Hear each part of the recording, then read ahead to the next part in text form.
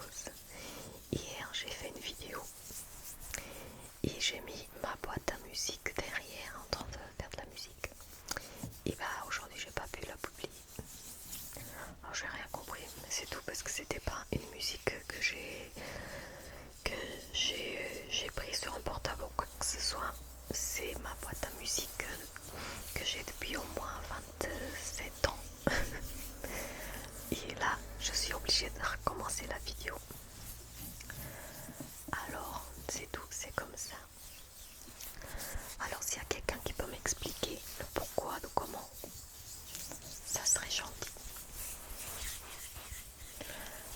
Alors, avant de vous parler de ma vidéo d'aujourd'hui, j'aimerais faire, comme d'habitude, nous allons ensemble nous débarrasser de toutes les choses négatives qui nous ont dérangés pendant la semaine, pendant la journée. Alors, allongez-vous sur le dos, décroisez les jambes,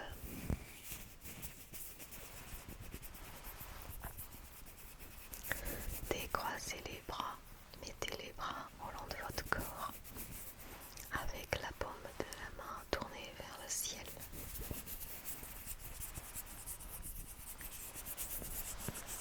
Fermez les yeux. Décollez la langue du palais et détendez-vous. Alors je vous invite à réfléchir à quelque chose qui vous a fait de la peine, qui vous a contrarié, qui vous a énervé. Alors vous imaginez tout ça et on va mettre tout ça dans un sac en papier et nous allons imaginer que nous nous promenons dans une forêt où il y a une rivière et on va jeter nos soucis derrière notre dos. Surtout vous jetez bien loin et vous ne pensez plus.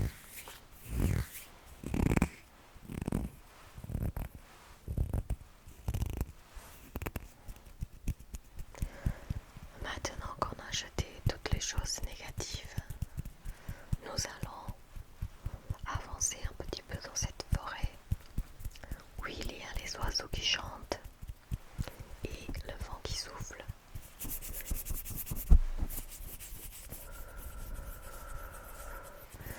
Et vous allez vous embrasser autour d'un arbre.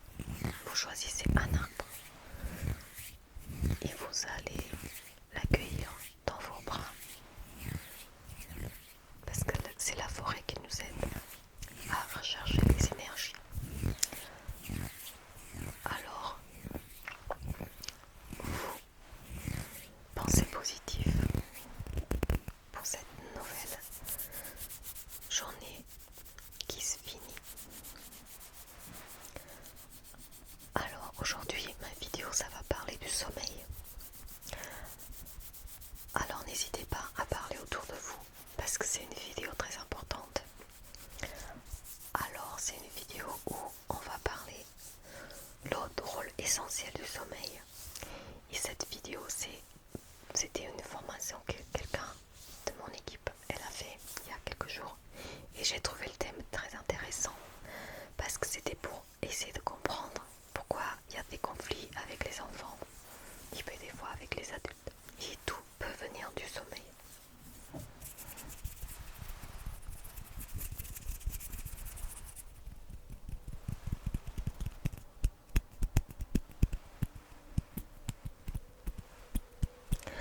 Alors, le sommeil est un besoin fondamental de l'humain et même des animaux. D'accord? Mais nous, quand vous allez comprendre tout ce que le sommeil peut faire dans notre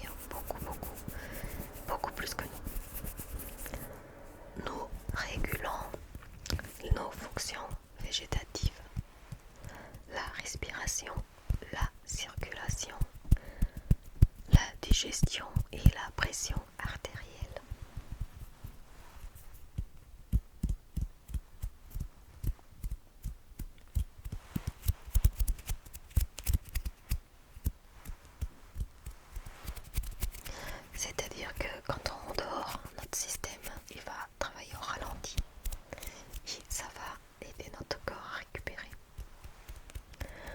Nous renforçons aussi nos défenses immunitaires. Alors il faut savoir que quand on dort pas assez, on est fatigué, et quand on est fatigué, ça veut dire aussi que, que notre système immunitaire il est beaucoup plus faible.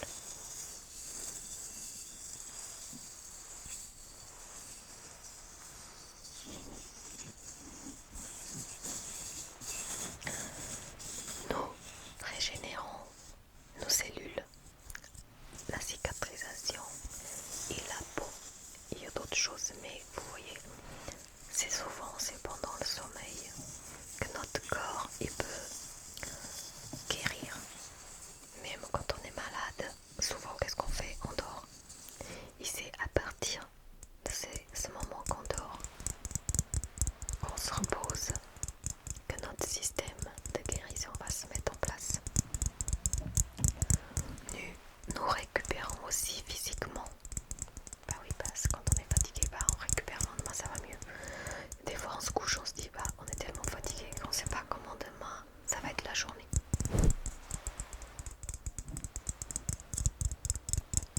Nous faisons une réserve d'énergie pour la journée à venir. Nous faisons le point de notre journée. Nous intégrons nos émotions mentalement. Les tensions sont résolues.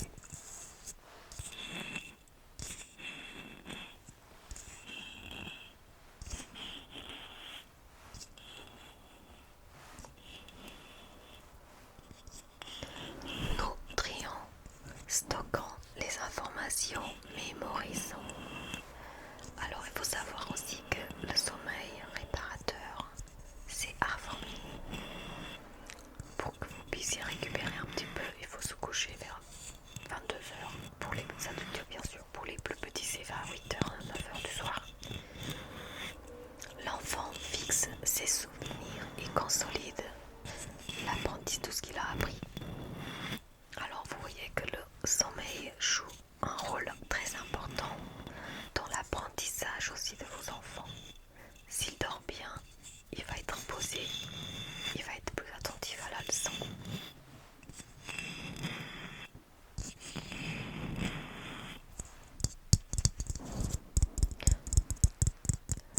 Nous rêvons et fantasmons. Bah oui, pendant le sommeil on rêve et on fait des cauchemars aussi. Moi je rêve beaucoup. Alors des fois je suis même réveillée quand je me réveille. Je suis fatiguée quand je me réveille parce que j'ai l'impression d'avoir deux vies. Une pendant que je dors et une autre pendant que je suis vivante, que je suis réveillée. Ça va pas du tout, je dis n'importe quoi.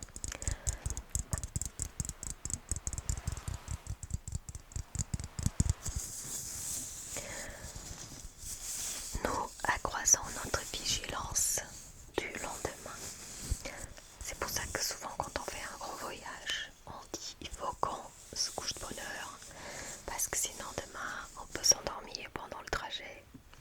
Ben oui, et ça arrive souvent. Il y a des personnes qui quittent leur travail, ils partent en voyage, des fois ça peut être dangereux.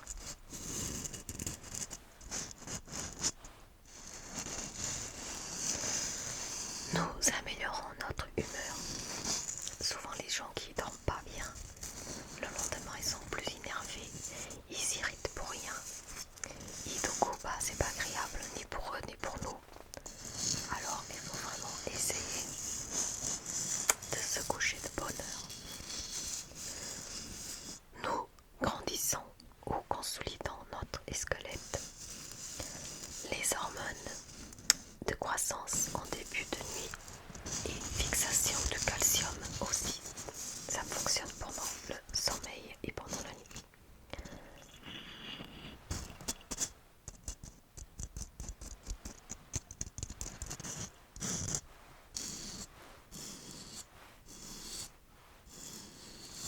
Alors vous voyez, ça c'est le rôle essentiel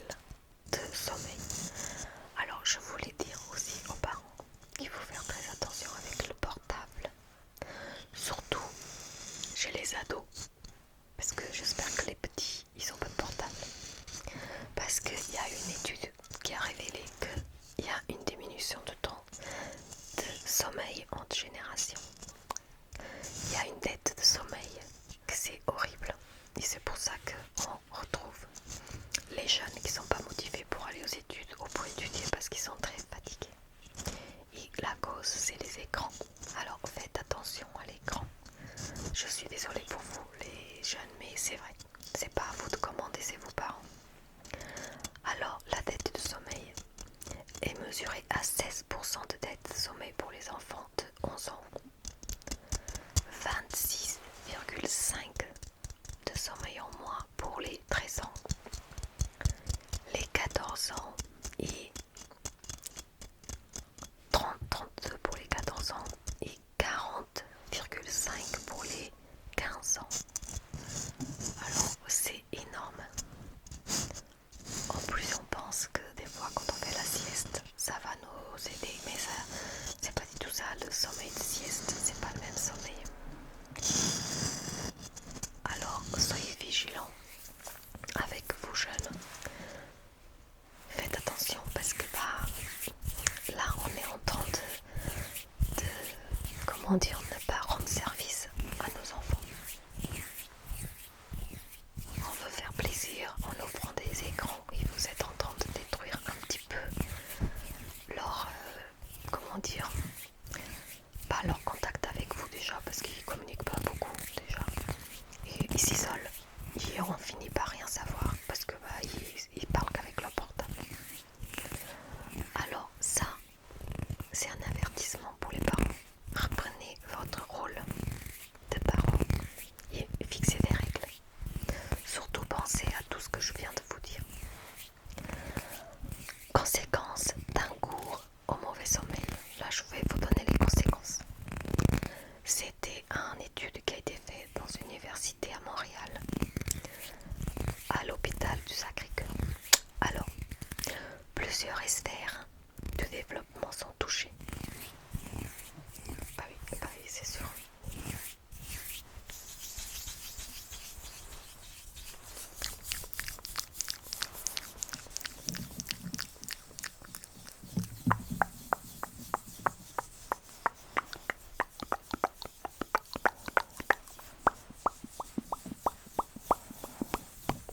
Alors, problème de comportement. Hyperactivité. Alors, il faut savoir que j'entends parler beaucoup d'hyperactivité dans mon travail, bien sûr. Je travaille avec des enfants. Mais moi, je pense pas qu'ils sont tous hyperactifs. Le problème, c'est qu'ils utilisent leur temps de concentration à la maison avec les écrans. Tous les écrans confondus. Et après, il faut savoir qu'à l'école, quand il faut être concentré, ils ont utilisé ce temps à la maison. Alors, il faut qu'ils fassent d'autres choses. Il ne faut pas qu'ils soient devant l'écran. Il faut qu'ils fassent des jeux de société. Il faut qu'ils aillent jouer dans le jardin. Mais faites attention. Irritabilité. Seuil de tolérance AVC. Du coup, les enfants, ils s'énervent beaucoup plus vite. Les émotions sont perturbées aussi. Affect plus négatif. Agressivité plus élevée. Les performances cognitives sont affectées aussi. La mémoire de travail, la flexibilité mentale, le langage et les habiletés non verbales. Ben oui, parce qu'un enfant, pour parler, il faut qu'il parle avec les autres pour apprendre. S'il s'enferme dans sa chambre, pas comment il va parler avec qui.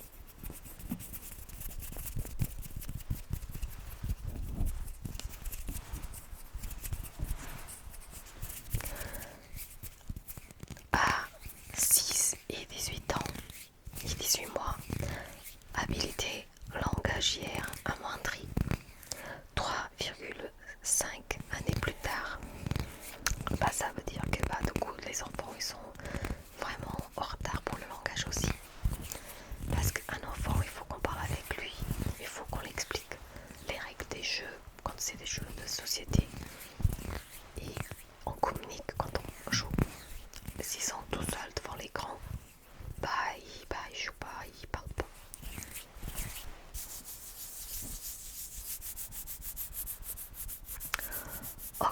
augmentation du risque de surpoids ou obésité. Les hormones de l'appétit et de la satiété sont perturbées aussi. Alors vous voyez, ça, je trouve que c'est vraiment un thème très important parce que des fois on ne se rend pas compte de tout ce qui se passe dans notre corps pendant la nuit. Mais notre corps c'est quand même magique parce qu'il y a beaucoup de choses qui travaillent pendant la nuit, des autres qui se reposent. Et on ne se rend pas compte qu'en se couchant tard, on est en train de porter préjudice à notre santé. Et ça, il faut l'apprendre aux enfants. Et c'est qui doit l'apprendre? Bah, c'est les parents. Alors moi j'ai une technique. Moi je me couche toujours de bonne heure, vers 8h30. Là il est 8h36. Il faut que j'aille me coucher bientôt. Je me couche et par contre je me dis pas je vais regarder un film. Non, je regarde pas de film. J'écoute des fois des musiques de méditation. Je fais mes petites prières et après je m'endors. Normalement vers 10h je dors. Je me réveille à 6h, j'ai mes comptes de sommeil. Et même comme ça des fois je suis fatiguée. Alors c'est ça, il faut pas se dire il faut que je regarde le film jusqu'à tard, jusqu'à la fin. Mais il faut pas regarder de film. Pour un bon sommeil, agir sur 3 critères. Il y a 3 choses à respecter par rapport à notre sommeil. Première, la durée. Chaque personne, chaque âge a son temps de sommeil, d'accord? La prochaine fois, je vous parlerai de ça. La qualité, parce que des fois, on peut se coucher, si on dort pas, si on fait pas un sommeil réparateur. Alors, le sommeil réparateur, comme je vous ai dit, c'est avant minuit. Si vous vous couchez à 1h du matin, vous avez déjà tout raté. Et la régularité. On doit se coucher presque tout le temps à la même heure. Comme ça, le petit train du sommeil, quand il arrive, vous prenez, alors quand on commence à veiller, le train de sommeil arrive et vous avez 15 minutes pour le prendre. Si vous ne le prenez pas, il s'en va. Et après, il faut attendre 1h30. Alors, ça, je ne sais pas si vous êtes au courant. Maintenant, vous êtes au courant. Alors, n'hésitez surtout pas à faire des petits commentaires, à m'envoyer votre avis sur cette vidéo et surtout à parler autour de vous sur les vidéos que je fais parce que je pense que les thèmes ils sont quand même un petit peu intéressants. J'ai essayé aussi de faire plus de bruit de main parce qu'on m'a demandé. Du coup, j'espère que ça a été aussi pour vous et pour tous les autres. La prochaine fois, je prendrai encore un thème de ce livre parce qu'il est vraiment bien. Ça parle de beaucoup de choses et c'est pour aider à mieux comprendre nos enfants. Alors, vous savez très bien que souvent, un petit, quand il commence à pleurer à la fin d'après-midi, c'est pas parce qu'il veut pas vous énerver, mais c'est parce qu'il est fatigué. Et c'est sa façon de dire que je suis fatiguée. Alors le mieux c'est de le prendre dans ses bras et de câliner et de lui dire je sais que tu es fatigué, ça va aller, le rassurer.